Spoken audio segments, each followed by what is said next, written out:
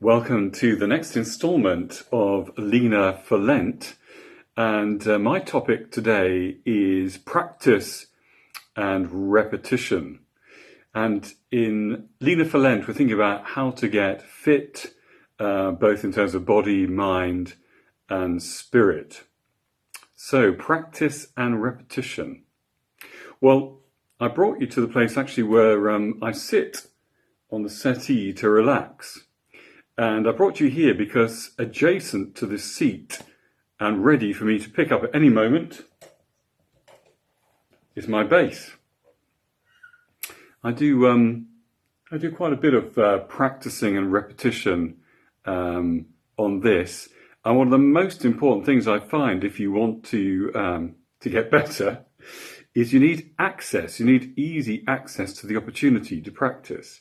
So my bass sits in the corner here, so I can pick it up at any moment when I'm sat watching the television or just relaxing, and I can fool around and play with it. Actually, I say fool around, but that's not the best way to practice. If you practice, it's good to have some sort of intention. What is it I'm trying to get better at?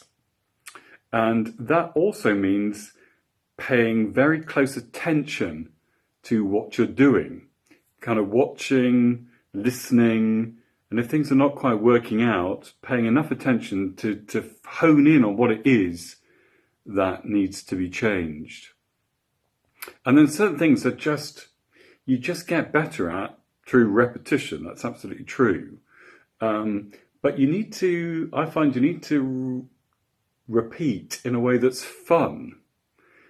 Because just grinding out repetitions can be really, really boring. So you need to enjoy the practice, even if it's focused on a particular thing. Enjoy it, repeat it until the brain and the fingers kind of learn how to work together. But how does that apply to prayer during this time of Lent? Well, I think prayer in some respects is similar and in other respects is completely different. So it's similar in as much as what you need is easy access. My rule of life, which is a very simple one, is to practice the presence of God daily.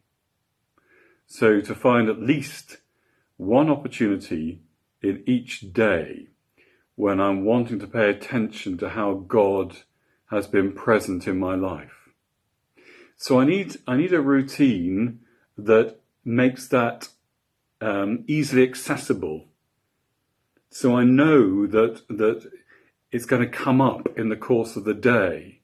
I'm not just hoping for the best. I'm intentionally going to set aside some moment when that can happen. And the challenge for this week is for you to set aside some regular moment for prayer or worship. But in other respects, it's a bit different. I mean, I practice the bass so that when I need to play for a service or for a performance, I can do it.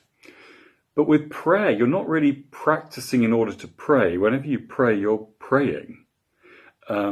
If God is present in every moment of time and every centimetre of space, then there's no practice room, as it were. So there's only direct access. So prayer, although I think it can become easier to sense the presence of God, to listen to God, to open yourself up to God, the more you do it, you're not practicing because you're doing it. It's the real McCoy. We don't have much choice there. But another strand of continuity, I think, is that of attention. Remember I said if you're practicing, you need to pay attention to learn from what you're doing. A huge amount of prayer is attention.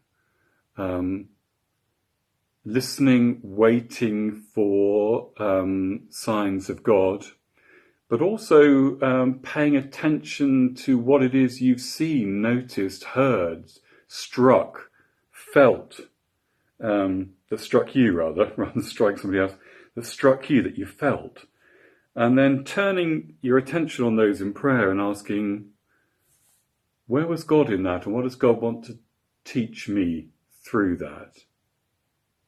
So, easy access, repetition of prayer, paying attention, but there is no rehearsal. Prayer is the real thing every time.